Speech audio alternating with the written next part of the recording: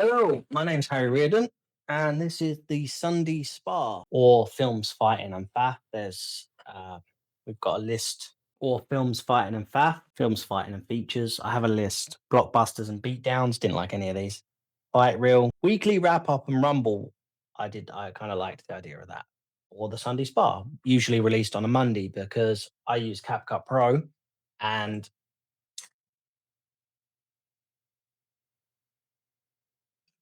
CapCut Pro video longer than 3 minutes on my old laptop takes up to 12 hours to fully render and upload, which is fun. I will in the new year. I'm looking at getting a new system. So the week we had the aftermath of the Jake Paul Anthony Joshua fight, which was again I thought it was a good fight. I like that Jake Paul's kind of taken it with some form of humility, which is interesting because if he had have won, I feel like he would have been on every channel, every radio. He would have been everywhere all the time. Just like couldn't let it happen. But what I did find interesting was that, and if I'm wrong, I will admit I'm wrong. I don't know if there's a source to this, but also Logan Paul has got to let his brother have like a minute. He was straight after the fight, pulling a chain, just generally being, look at me, younger brother activities. I say that as a younger brother. But now saying that he's gonna fight Joshua to get some revenge ain't happening. It's not. The fight's never gonna happen. Firstly, we just acknowledge that it's not a fight that's gonna happen. You probably saw the 96 million paycheck, but it's not gonna happen. And if it does, I got a feeling that that one will be a first round knockout. That there's no way that Anthony Joshua can allow that to go any longer. That just no, don't do it. It's silly. It's ridiculous. It's not a good idea. One I do think is a good idea though. Chase Demore saying, "I'm ready now. In the new year, I want to fight Tommy Fury," and I do think that's a good idea. I really do. Tommy Fury confuses me because yeah, he's a professional boxer. He's a Fury, but boxing wise, like we all kind of thought that he was gonna knock out Jake Paul. Always Jake Paul's first fight of a real professional fighter. See what happens, and he just kind of didn't, and it was a very very close fight. That I would be more interested in because like Chase Demore has all of the boxing talent of like an overweight drunk uncle at the pub watching the boxing. Back home, we used to have a guy called, we used to call him Birdie or Pidgey or Pudgy. And he would go down and watch the fights. And within like 15, 20 minutes, the top would be off and he'd be starting on someone much younger, much more skilled, and he would be sent home. And I feel like Chase Demore's boxing skills aren't that far off of someone like that, despite the fact that somehow he keeps winning. Okay.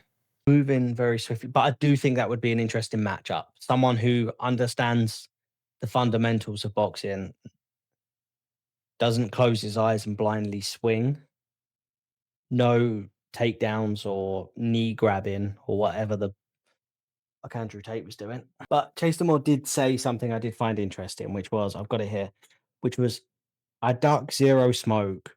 I don't know what that means. I think that means like I don't dodge a fight or whatever. Smoke, I'm assuming. But this is the bit. I fully believe in order to test my limits, I must put myself in uncomfortable situations. I'll get the job done. That was about an Andy Ruiz fight, which is a bad idea.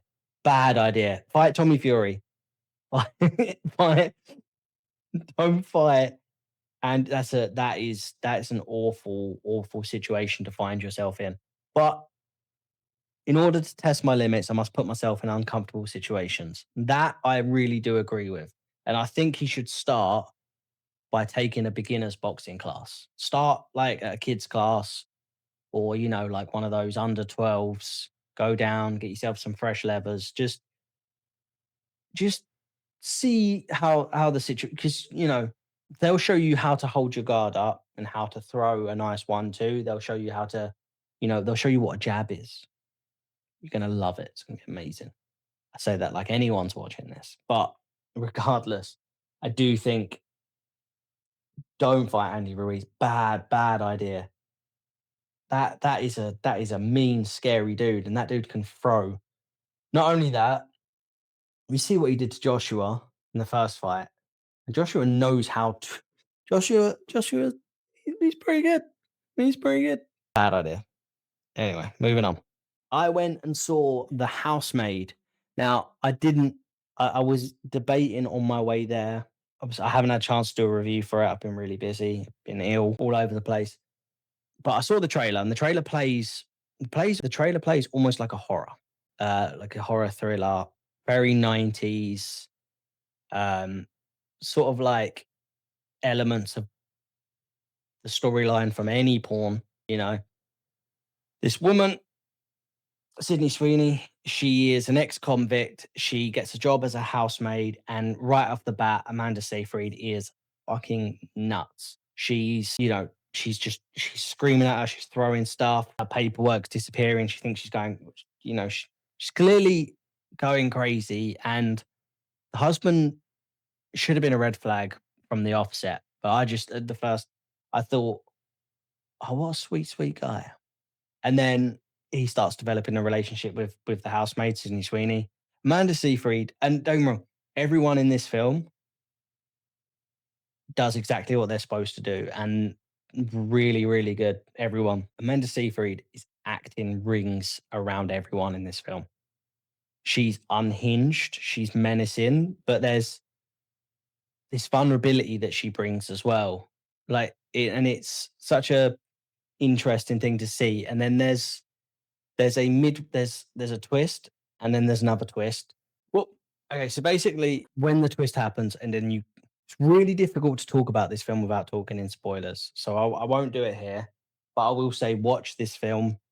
Genuinely, genuinely surprised. And do you know what? After seeing how it ends, I could watch another 5, 10 of these.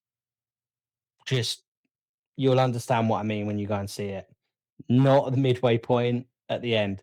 The midway point, you're going to be watching thinking, that guy's a pervert. But understand. Stranger Things dropped 3 episodes on Boxing Day, and I've seen a lot of people online that are like, that scene. So Vecna tells Will, is that you're going to spy on me again one last time. It won't be, he'll do it again. And in order to go up against Vecna, he's like, I've still got some stuff on you. He has to sit down and tell everyone what we've all known since season one.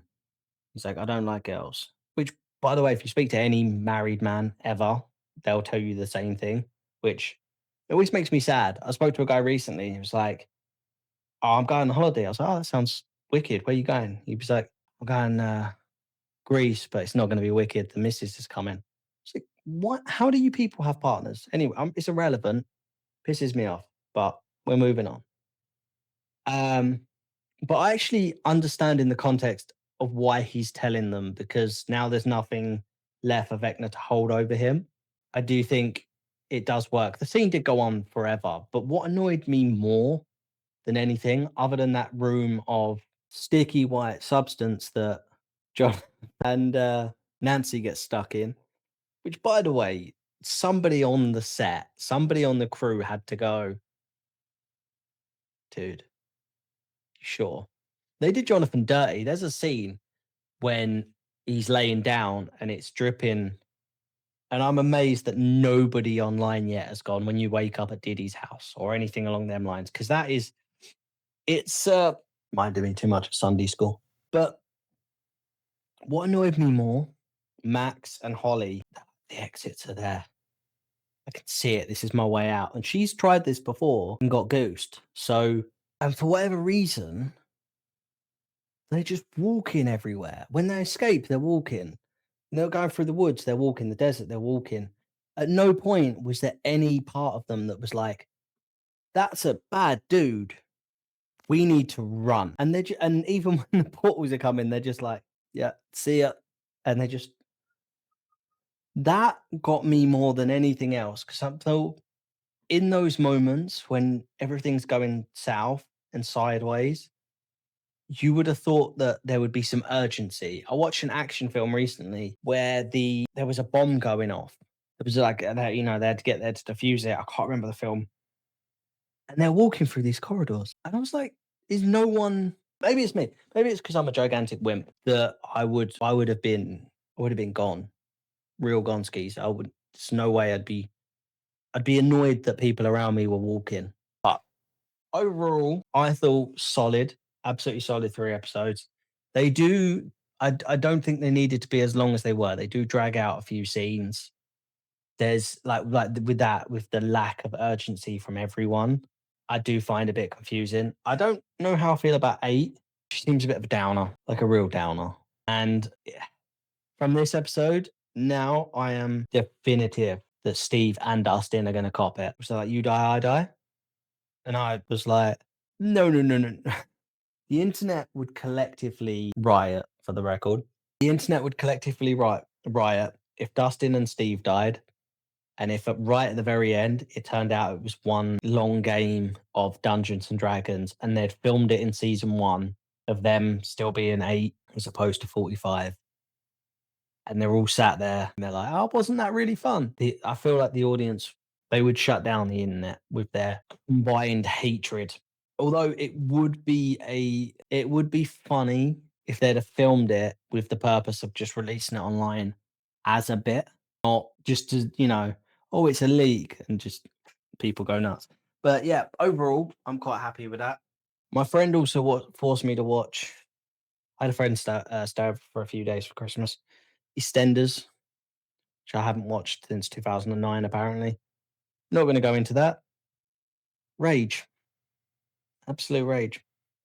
Moving swiftly on. I'm a little bit behind with quite a few different reviews. I'm meaning to go see Anaconda, but I've been ill, so I will go tonight. Oh, there's loads. So I want to get into the best and worst of the year. Now, the best film of the year, number one, is number one, right? But the other 10, I'm gonna put in no particular order. I'm just gonna go through like my personal favorites. Firstly, but what I want to do is I want to do some honorable mentions first.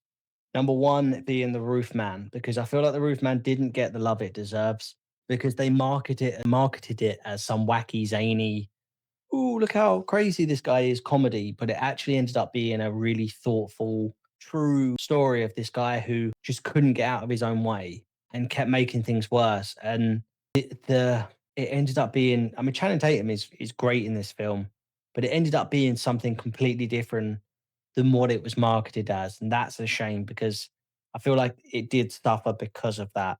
Begonia is another one, because that's a trip, an absolute trip, and I loved every second of it. It was, I mean, an acting masterclass for one, but at the same time, well, I called the ending about 20 minutes in. It still took me by surprise, and I love a film that isn't afraid to get a bit weird with it.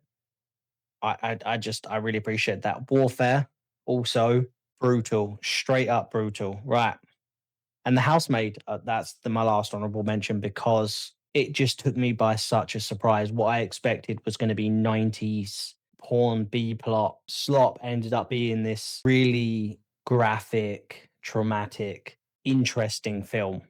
Okay, number 10 is The Accountant with Ben Affleck and John Bernthal. Now, this film's very different from the first one.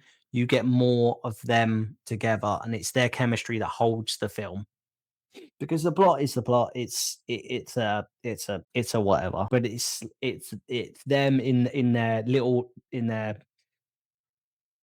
most chill moments, sitting on top of an RV, just chatting, line dancing, just little moments, just them. It's their chemistry that holds the film. The action is just a nice cherry on top of that, and I really enjoyed it.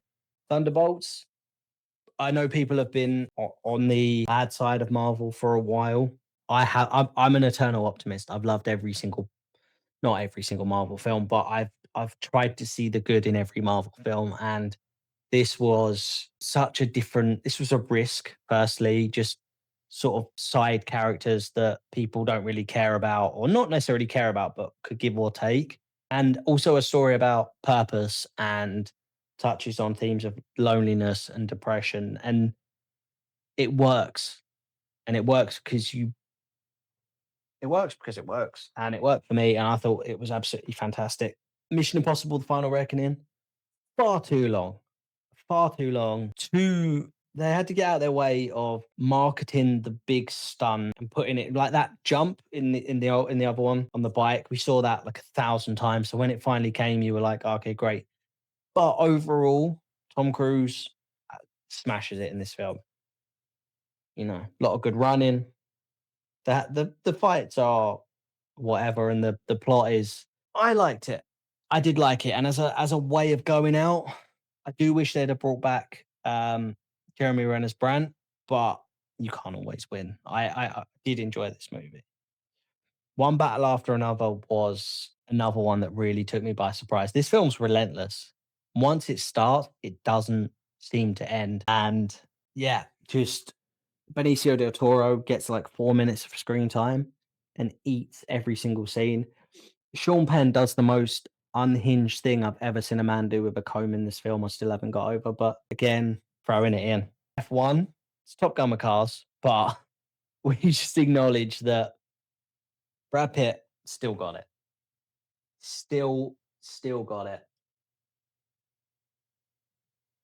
And taking two cars, hollowing them out, putting cameras in, throwing them on the track, it it's more immersive. Like you feel like you're in the cars. I can't drive. I was terrified. Uh, Stupid. Springsteen deliver me from nowhere.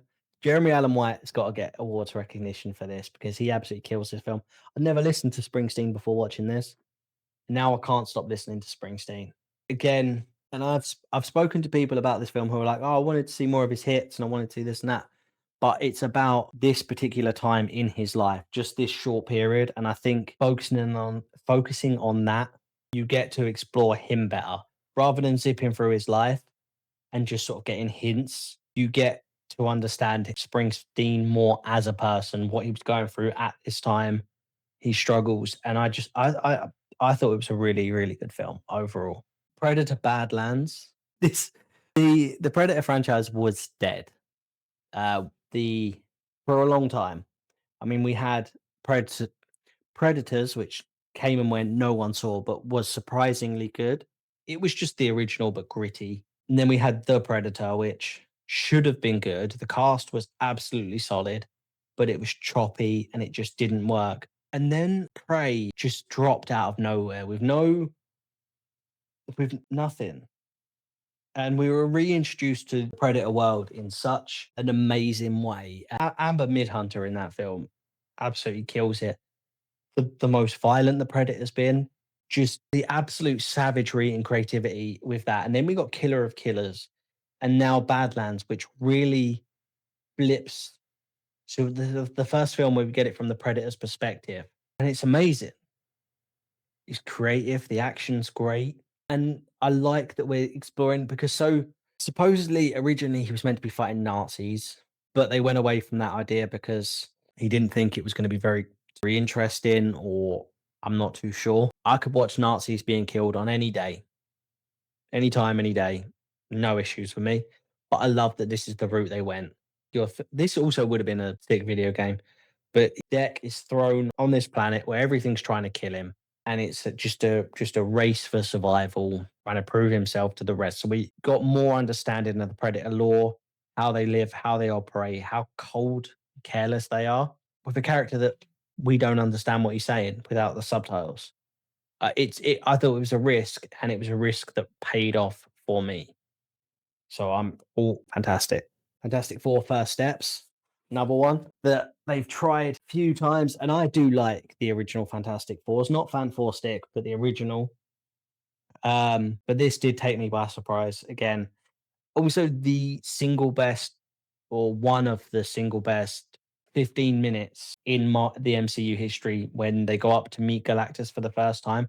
And the fact that we got a real Galactus as opposed to the dust clouds that we've been getting. And I like that we're very, very slowly. It took a really long time to start embracing the we got the fantastic car, we got Mole Man, we got the costumes, we got a life-size Galactus. Like the studios and the writers and the directors are finally realizing that people want to see these things. It was a period of time where we were making we they were making comic book movies, but they were ashamed of the source material, and it's nice to see that slowly going away and changing. And I thought this was absolutely solid. Superman, yeah, absolutely brilliant. The reintroduction into the DCU, or the introduction to the DCU, should I say? And solid entry made me more excited for Supergirl, Woman of Tomorrow. Cannot wait for that. Peacemaker season two was very hit or miss for me, and I think partially because I loved the first season so much. But this was incredible. Superman, I absolutely loved. And my number one film of the year is Sinners. It is Sinners. I had no idea what this film was about going in. Um, there is a jump scare really early on, which I cried. But and that's what I thought the film was going to be going in. I was like, there's a jump scare very early on in the, but it's not. It's not. It's not that at all. And Michael B. Jordan doing double time. Wunmi Masaka, Jamie Lawson. The cast in this is absolutely incredible. Jack O'Connell, I love seeing that he's finally getting his dues. Um, this film, I watched this quite a few times in the cinema now. The soundtrack's incredible. The acting's incredible. This film was something special. And I got to put that at my number one no matter what. That this film I could not explain the so there is a you've seen it, there's a long take in the middle of this film where we follow one character exploring the history of music, specifically black music in that. And you and then it changes because as the camera pans to Grace Chow, then you start getting more of her culture in the back, and then it switches, and it's that I saw this film quite a few times in cinema. I could not believe not only how beautiful this film was, how creative this film was, and just but it's dark and it's scary and it's beautiful. It really, really is beautiful, and they get a win at the end for killing Nazis or KKK, same thing. That gets extra points for me. But yeah, that's my best of the year. Let's go into the worst of the year. I have no particular number of this. It's not a 10, but there'll be a few. So starting off with Captain America: Brave New World. It was Anthony Mackie is. I loved the Falcon and the Winter Soldier TV series. I think he's a great Captain America. I think they did him dirty with the material they used, with trying to justify the Hulk film, not giving him. I feel like they didn't know what the film they wanted. I feel like they didn't know what they wanted the film to be, and it felt like that all the way through. There's good sequences, there's good action sequences. I think Anthony Mackie is fantastic. I like the new Falcon, but I was more disappointed with the film more so than anything else, and that's a real shame because I wanted to love this. I I wanted this to be a good film. I was really excited for this as a fan of Anthony Mackie as the new Cap. I wanted this to be a swinging out the gates of this is why I'm Cap. This is and it just wasn't. The next was Together. I'm not going to elaborate on that too much. It just wasn't a good time. There's funny moments. It's funnier than I thought it was going to be, but just dumb decisions all the way through. And yeah, I know what you did last summer, the new version, bringing back the OG cast, only to then only to then fuck them off or not use them right and try and be edgy and it's this is not it didn't work and I came out of that. There's very few films I've never walked out of the cinema before, but yeah, that was a close one. Happy Gilmore 2, it was a streaming film. Firstly, you start off your film by killing Claire Dunphy. You've immediately lost me. There were funny bits. The Eminem appearing, I absolutely loved. But I feel like your biggest thing as a comedy is to make it funny, and this just it didn't sit right with me. And yeah, this has got to go on the list. Karate Kid Legends is another one, and I've got my Karate Kid. good action, dumb story, doesn't work. It's choppy. And after Cobra Kai being as successful as it was, this needed to be a and it was 5 years too late when Cobra Kai was at its peak. This needed to stand as its own thing while honoring previous cast, and it just doesn't. Now, I had a Minecraft movie on my list, but I watched it again and I love Jack Black. I love the entire cast in this. It's not going on my list. This is exactly what it needed to be. And on the second rewatch, I can put that there. I can live with that. Yeah. So we're going to take Minecraft movie off the list. Smurfs, however, is staying on the list because what fucking abysmal, an abysmal train wreck of just no unfunny, boring.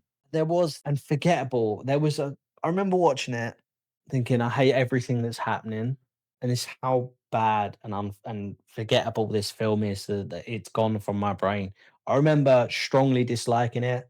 Can't remember why. I feel like it's now a repressed memory, so I'll deal with that in a few years. Now, I'm going to be the unpopular opinion on this one because I loved the game is one of my favorite video games of all time, or at least top 10, which was Until Dawn. Now, I understand you changed the source material to suit the film. I understand that. What you don't do is you don't get a script for a crap horror film and go, oh, this has got clocks in it.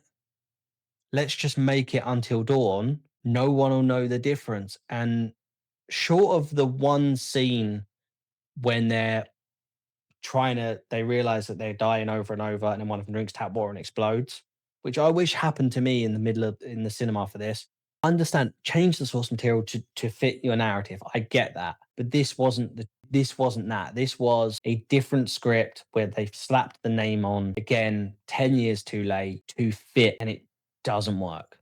And then just this grainy small screen at the end where the rover, the car pulls up and goes, see, that's happening in this world as well. No, it does not work. It does not work. You could have followed the original story.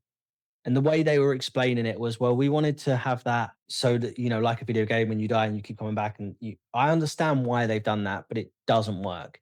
You could have done what Clue did, which is film different endings, different paths. That was what, 25 years ago? You could have done so many different things. You could have had this on designed for like streaming, which some things have done, where you're watching it and it go, oh, pick a lane. And you go, oh, cool. Well, I'll go right. Nah, they're all dead. I'll go left. You could have done 100 different things better than whatever this was. Spent far too long talking about this film. Last one is Freakier Friday. Now, if you've seen my original review, which you probably haven't, no one watches my channel, it's fine. Uh, it's pandering to the worst. The worst. So I was a restaurant manager for a while, and you would turn up to a table, be like, "Yo, want to eat?" And parents would be like, "Yes," and we'd be like, "Cool." And you would go round the table, steak, get to the kid, and the kid is staring at their iPad, and they're like, "Little Timmy, little Timmy, little Timmy," and you want to go, "Wait, you fuck! Look up from your iPad." And I had a kid once that was like, "Fuck your mum," and the mum was like, "He just needs to feel what he's feeling." No, if I would have said that to my parents at any age, my dad would have pummeled me. Absolutely pummeled me. We were in the shop once. I was holding his hand. I was young. I was what, 24, 25, and he was talking to the cashier, and I said something embarrassing and stupid. I can't remember what. And he just looked at me, and I was like, "Oh, I done fucked up. I messed up." And I knew I messed up with a look. This film panders to that generation of parenting where they're just the amount of times, ooh, this film gave this. I walked out. I've never walked out of a film midway before. I walked out after the main story bit, and there was a few things happening. Freakier Friday, I would.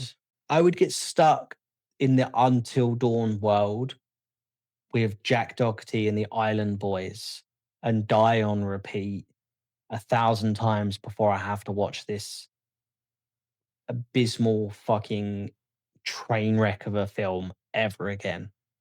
Just nonsense. And I like seeing Lindsay Lohan acting again. That makes me happy to see she's doing well. The cast seems to be happy that they were back. That I'm glad about all of that. I'm glad that she looks healthy, she looks happy, and she's doing stuff. But this film gave me headaches. And we are, I think that's it. I think that's a good place to call it. That's my year in review, my best and worst. This has been the Sunday Spa. Sorry for letting it go on a little too long. I hope you're all doing okay. Um, Also, coming up to the end of the year, so that's the year so far. The goal for this channel was 10 subscribers for the year, and now we're at 6,000. And I can't explain how grateful I am for every single one of you that has subscribed. It absolutely does mean the world. Like that's ludicrous numbers. I couldn't fit all of you in my house. It's That's wild to me, and yeah, I just want to say thank you. The goal for the 2026 is to get to 7,000. We aim big on this channel. So, yeah, thank you so much. And I can't wait to chat with you in the next one. See you later, guys. Love you.